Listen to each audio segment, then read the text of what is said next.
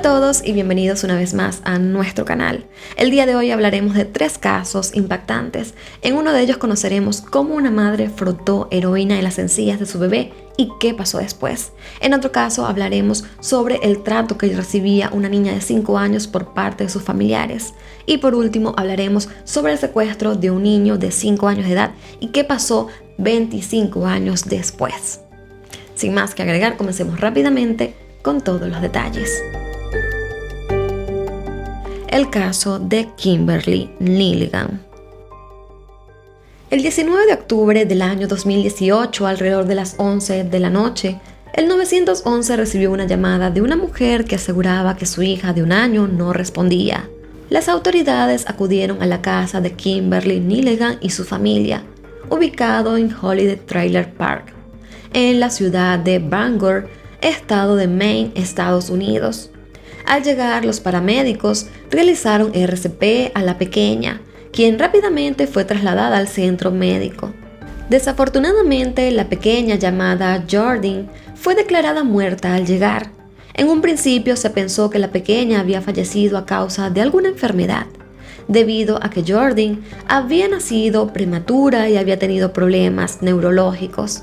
Sin embargo, a los meses siguientes se realizaron varios análisis al cuerpo de la niña, para así determinar la causa exacta de su muerte.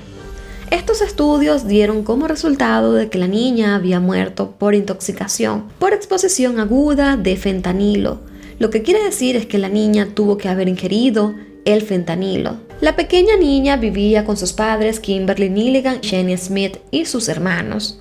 Evidentemente, Kim y Shane fueron los principales sospechosos por la muerte de Jordyn, ya que eran quienes estaban a su cuidado.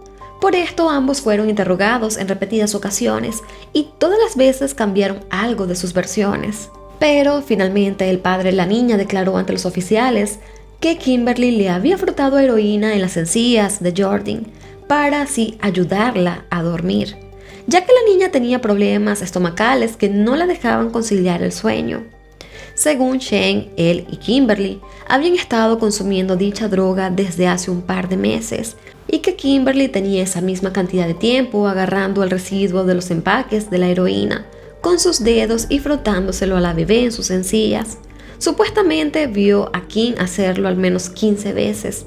Shane afirmó que Kim hacía lo mismo con sus otros 2 hijos, de 7 y 3 años, quienes también vivían con ellos. En total, Kimberly tenía 4 hijos, Jordyn, las 2 niñas más grandes y un adolescente de 16 años.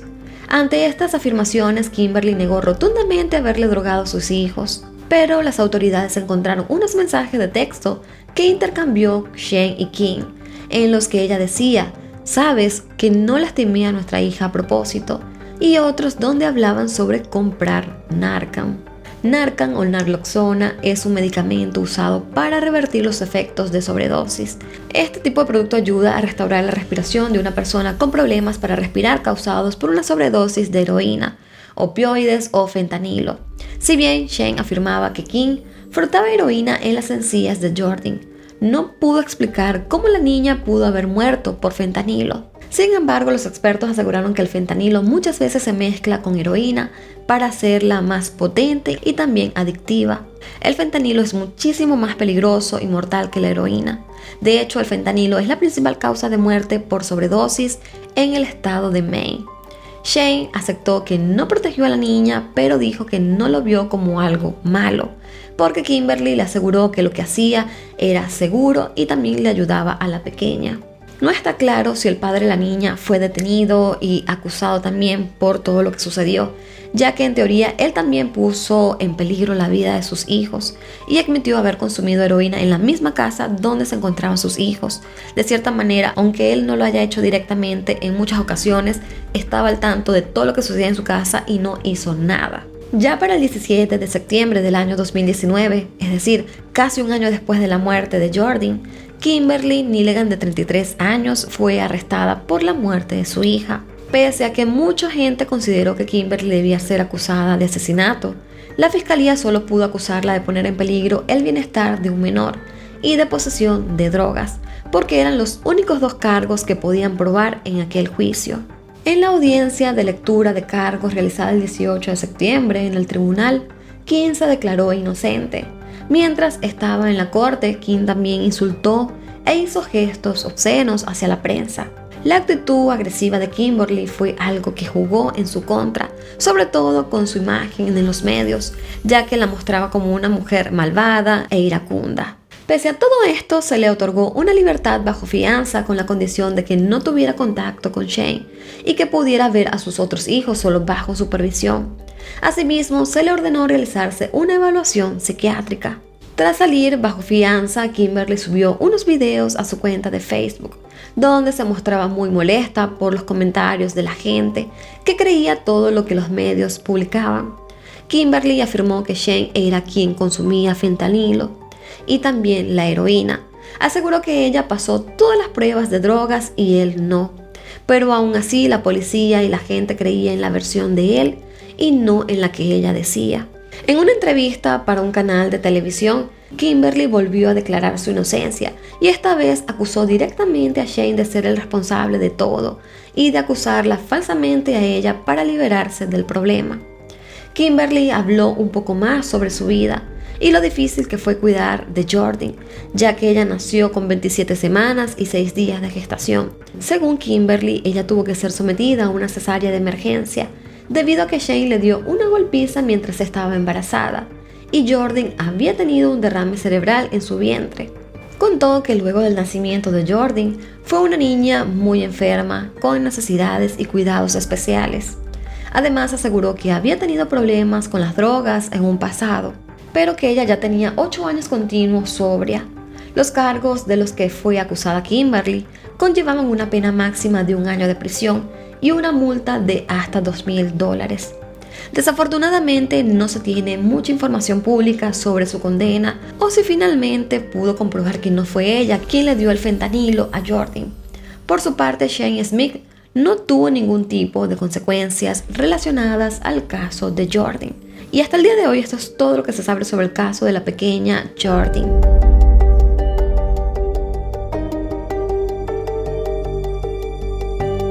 El caso de Samira Domínguez. El 28 de septiembre del año 2018, alrededor de las 11 de la noche, llegó a la emergencia del Hospital Santa Marina de la localidad de Monte Grande, en Argentina, una niña de 5 años llamada Samira Domínguez, quien desafortunadamente ingresó sin signos vitales. La madre de la niña, de nombre Brenda Fernández, de 21 años, llevó a la pequeña al hospital debido a que la niña se había caído mientras estaba al cuidado de su novio. Su novio se llamaba Brandon González.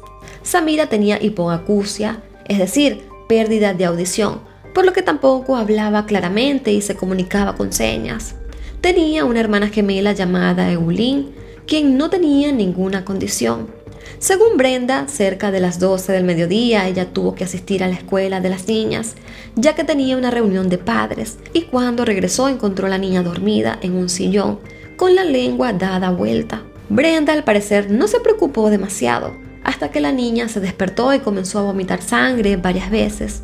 Sin embargo, la llevó al hospital 8 horas después. Los médicos que recibieron a Samira en el hospital notaron que el cuerpo de la niña presentaba golpes que no eran consistentes con una caída, por lo que solicitaron que se hiciera una autopsia exhaustiva. El examen forense de Samira arrojó que la niña tenía graves hemorragias internas en sus riñones e hígado.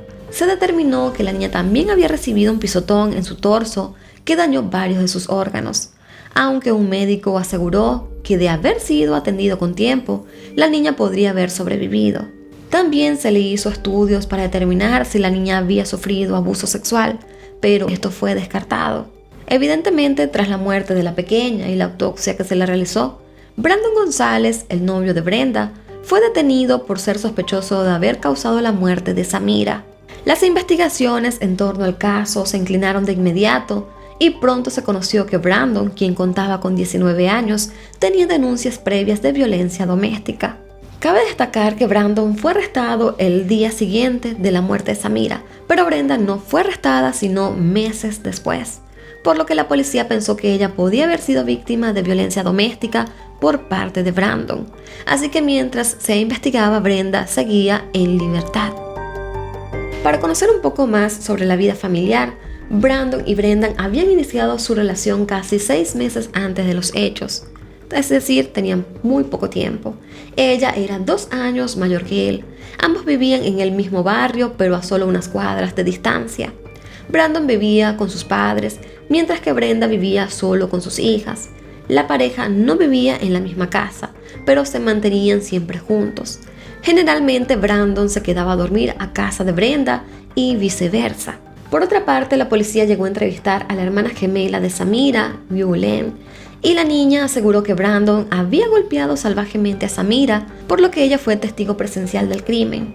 También entrevistaron a la familia paterna de las niñas, quienes al parecer tenían meses intentando obtener la custodia de ambas, debido a que creían que Brenda no cuidaba de ellas. Según la tía paterna de las niñas de nombre Adriana, el padre de las gemelas falleció en el año 2015, cuando las niñas tenían tan solo 2 años. La relación entre el padre de las niñas y Brenda no fue la mejor. Incluso luego del nacimiento de las niñas, Brenda las alejó de él y de su familia. Luego de la muerte de su hermano, Adriana intentó estar en contacto con sus sobrinas, pero constantemente Brenda lo evitaba, aunque en ocasiones dejaba que ella las cuidara por algunos días. Según el testimonio de Adriana, cada vez que Brenda las llevaba, las niñas estaban en un mal estado. Siempre estaban sucias, con piojos, sarna y enferma. Brenda no se preocupaba por la higiene y la salud de sus hijas. De hecho, recuerda que en más de una ocasión las dejó abandonadas en la escuela por horas. En la escuela, las maestras notaron que las niñas estaban también en un estado total de abandono. Las pequeñas siempre iban sucias y mal alimentadas. Tampoco las llevaba al médico. Las niñas ni siquiera tenían la mayoría de las vacunas.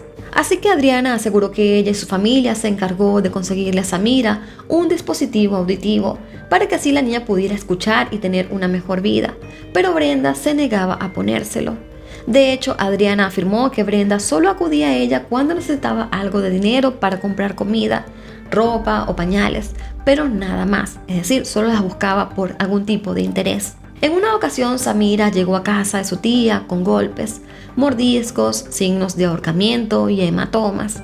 Así que ella tomó fotos de esto y presentó una denuncia en el juzgado, pero se decepcionó cuando al mostrar las evidencias no le prestaron atención. Adriana pidió la custodia de sus sobrinas, alegando también que Brenda tenía otra hija mayor de nombre Alma, quien para aquel entonces tenía 3 años y vivía con su padre desde los 4 meses de edad. La custodia de Alma la tenía su padre, pero Brenda podía tenerla los fines de semana, en algunas ocasiones o vacaciones. Sin embargo, en unas vacaciones, la niña, quien tenía 1 año en ese momento, visitó a Brenda unos días y regresó a casa de su padre con algunos moretones y quemaduras de cigarrillos. Con todo esto, Adriana buscó iniciar una batalla legal por la custodia de sus sobrinas. Incluso quería hacerse una prueba de ADN para confirmar así su vínculo y junto a aquellas evidencias de maltrato poder obtener la custodia.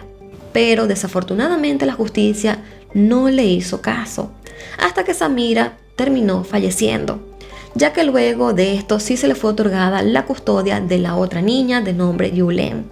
Luego de la exhaustiva investigación, en abril del año 2019 Brenda fue arrestada y acusada del delito de abandono de persona, agravado por el vínculo y complicidad, ya que ella sabía que su novio había golpeado a la niña y decidió ocultarlo para protegerlo a él.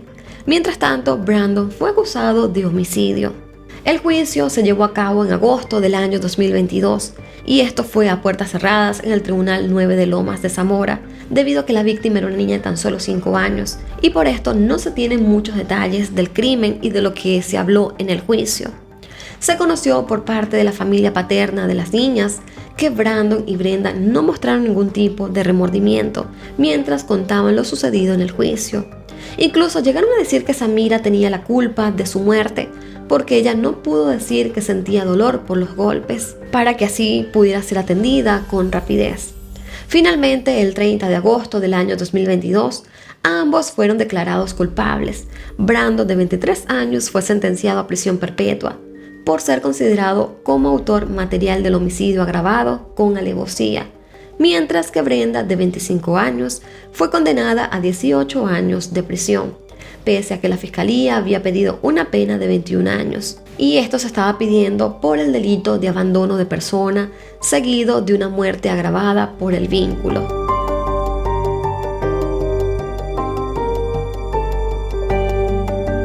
El caso de Luo Gan. Para octubre del año 2012, un joven de 27 años llamado Luo Gan escribió en el sitio web Baby Come Home, que significa como bebé vuelve a casa, un sitio web chino creado por padres cuyos hijos fueron secuestrados o desaparecidos, y en este foro principalmente se intenta ayudar a encontrar a sus familiares desaparecidos. Resulta que Luo Gan recurrió a este sitio web debido a que a la edad de 5 años él fue secuestrado cuando caminaba hacia su escuela. Según lo que recordaba Luo, en 1990 él había sido trasladado hasta Xiamen, en la provincia de Fujian, donde recibió a sus padres adoptivos, quienes fueron muy cariñosos con él. Desafortunadamente, solo 2 años después de que llegó a su nuevo hogar, sus padres fallecieron, por lo que él y su hermana, que viene siendo la hija biológica de sus padres adoptivos, fueron criados por sus abuelos. Luo creció con su hermana adoptiva, pero recordaba tener un hermano y jugar con él cuando atravesaban los campos de arroz mientras caminaba hacia la escuela. Desde que era muy pequeño tenía la esperanza de reencontrarse con sus padres biológicos, por lo que él decidió preservar todos esos recuerdos que tenía de niño en su pueblo natal y de su familia. Luo no recordaba el nombre del pueblo, ni los nombres de sus padres, ni mucho menos la de su hermano. En el foro de Baby Come Home, Luo explicó que su casa tenía tejas y que recordaba que en su pueblo habían campos de arroz y una carretera asfaltada que estaba recién construida, así como unas pequeñas colinas y un río. Recordaba además 2 puentes que creía que habían sido dañados por una inundación. Luo pensó que podía ser de algún lado de la provincia de Sichuan, ya que recordó que una vez habló con un dialecto de Sichuan a una vecina. Sichuan es una provincia con más de 500.000 kilómetros cuadrados y una población de más de 80 millones de habitantes, por lo que aunque se delimitara su búsqueda a esa zona, aún era bastante difícil. En el foro, él publicó una foto de él que fue tomada poco después de haber llegado a su hogar adoptivo. También publicó un mapa creado por él mismo de cómo recordaba a su pueblo. Durante varios meses, los voluntarios del foro ayudaron a Luo a buscar pistas en internet. Uno de los voluntarios encontró un mapa de autopistas de Sichuan del año 1990. Para esa época solo habían 2 autopistas asfaltadas en el área, lo que delimitó aún más la búsqueda y fue de gran ayuda. Con esa información, Luo buscó en Google Maps dichas autopistas en la actualidad y con ayuda de los mapas satelitales hizo un seguimiento a la ruta y descubrió un pueblo llamado Yaojinfa en la provincia de Sichuan, donde habían 2 puentes, un río y un campo de cultivos de arroz. En los medios se pudo encontrar el nombre del pueblo como Yaojia o Yaojiva. Uno de los pueblos de Yaojinfa había sido dañado por una inundación de 1989, lo que coincidía perfectamente con los recuerdos de Luo. Otro voluntario del foro descubrió reportes de una familia de Yaojinfa que había perdido a su hijo en 1990. En el reporte, los padres dijeron que el apodo de su hijo era Xiao Dong y Luo tenía recuerdos de que sus familiares lo llamaban Zhen Dong o algo similar. Y al parecer en chino estos apodos suenan igual. Con todas estas increíbles coincidencias, Luo decidió contactar a los padres que creían que eran sus padres biológicos y voló el 9 de mayo de 2013 desde la provincia de Fujian hasta la provincia de Sichuan, que son más de 2.000 kilómetros de distancia, para así encontrarse con ellos. Lo más increíble es que cuando él visitó la casa, supo de inmediato que ese era su hogar natal, ya que recordó varias cosas que estaban aún en el mismo sitio, como la cocina, los armarios donde él jugaba con su hermano. Allí Luo al final conoció los nombres de sus padres, que eran Juan y Dai, y el de su hermano Juan Chao, e incluso descubrió que su nombre de nacimiento era Juan Yan Bak. Además supo que luego de su desaparición, sus padres habían adoptado una hija. Luo conoció la historia de lo que sus padres tuvieron que vivir luego de su secuestro. En 1990, cuando él no volvió a casa luego de la escuela, su madre denunció su desaparición ante las autoridades. En ese entonces había un alto índice de niños secuestrados y desaparecidos en China. Esto debido a la política del hijo único y a las rigurosas leyes de adopción que hicieron que se creara un mercado negro de tráfico de niños. Toda esta situación hizo que la policía no tuviera los recursos necesarios para poder encontrar a la gran cantidad de niños desaparecidos, y al cabo de poco tiempo terminaban abandonando los casos. En los días, semanas y meses siguientes, los padres de Luo hicieron lo imposible por encontrarlo. Empezaron a repartir miles de folletos con su foto y descripción, pero pasado un tiempo, sus fondos se fueron agotando y perdieron las esperanzas de encontrarlo. Según Luo, sus padres ni sus abuelos adoptivos nunca le dijeron por qué se lo llevaron ni cómo lo adoptaron. Sin embargo, se especuló que probablemente pagaron alrededor de 5.000 yuanes para poder tener otro hijo. Luo aseguró que sus padres adoptivos fueron muy buenos con él. Lo trataban como su hijo y le dieron mucho cariño, al igual que sus abuelos, pero que internamente siempre deseó reencontrarse con sus padres biológicos. La historia de Luo ha sido comparada en los medios con la de Saru Birle e incluso llegaron a apodarlo el Saru de China. Yo tengo un video también de ese caso que fue muy impactante, pero este se dio, si mal no recuerdo, en la India o algo similar. El niño se perdió y luego terminó en un hogar para niños, luego él fue adoptado, él creció en una familia muy amorosa, pero siempre tuvo esos recuerdos de su pasado, de su niñez y también de su hermano, un hermano con el que él había salido y después se perdió en un tren. Esta historia es muy interesante, también la tengo en el canal, se las voy a dejar para que vayan a buscarla y no se la pierdan porque es una historia muy bonita de reencuentro, de cómo él creció. También, de hecho, hay una película muy interesante. Y bueno, amigos, estos fueron todos los detalles del caso del día de hoy. Bueno, de los 3 casos que les he contado el día de hoy. Y pues cada uno de ellos interesantes. Y bueno, amigos, antes de despedirme, voy a estar dejando en pantalla todas mis redes sociales por si desean seguirme y estar en un mayor contacto conmigo. También les recuerdo que una forma de apoyar el contenido que estamos realizando es dándole un me gusta y compartiéndolo con cada uno de sus amigos. No olviden también de suscribirse y de activar la campanita de notificación para que YouTube les avise cada vez que yo suba un nuevo video. Así que bueno, amigos, sin más que agregar, yo los quiero muchísimo, me despido y nos vemos hasta un próximo video. Bye bye.